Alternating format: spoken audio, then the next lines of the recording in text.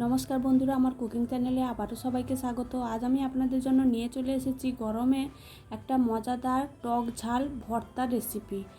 প্রথমে আমি ভর্তাটা বানানোর জন্য আমি দুটো বেগুন ভালো করে পরিষ্কার করে ধুয়ে নিয়েছি। তারপরে তার মধ্যে একটু সর্ষের তেল মাখিয়ে দিয়েছি আর ছুরি দিয়ে গাগুলো অল্প অল্প চিড়ে নিয়েছি। গ্যাসের মধ্যে বেগুনগুলো পোড়াতে দেবো আর তার সঙ্গে নিয়ে নিয়েছি 3টে কাঁচা টমেটোগুলো আমি ভালো করে তেল মাখিয়ে নিয়েছি, ওগুলো আমি ভালো করে পুড়িয়ে নেব। বেগুন টমেটো পোড়ানো হয়ে গেলে আমি ওর সঙ্গে দুটো কাঁচা লঙ্কাও পুড়িয়ে নেব।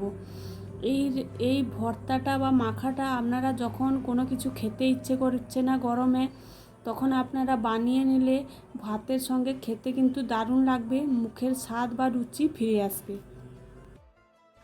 বেগুন টমেটো আর কাঁচা লঙ্কাগুলো পোড়ানো হয়ে গেলে আমি গ্যাস থেকে নামিয়ে একটা পাত্রের মধ্যে একটু ঠান্ডা করে নেব, যাতে হাত দিয়ে ছাড়ানো যায়। ঠান্ডা হয়ে গেলে আমি বেগুনগুলো হাত দিয়ে ভালো করে ছাড়িয়ে নেব, টমেটোগুলোও ছাড়িয়ে নেব। আমি এর মধ্যে দুটো শুকনো লঙ্কাও পুড়িয়ে নিয়েছি।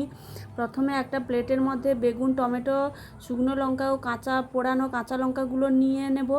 নিয়ে শুকনো লঙ্কা ও কাঁচা লঙ্কাগুলো লবণ দিয়ে ভালো করে মেখে নেব। তারপরে তার মধ্যে দিয়ে দেব পরিমাণ মতো পেঁয়াজ কুচি দিয়ে অল্প সর্ষের তেল দিয়ে আবারও ভালো করে মেখে নেব। তারপরে টমেটো কাঁচা লঙ্কার সঙ্গে ভালো করে সব উপকরণগুলো মিশিয়ে নেব।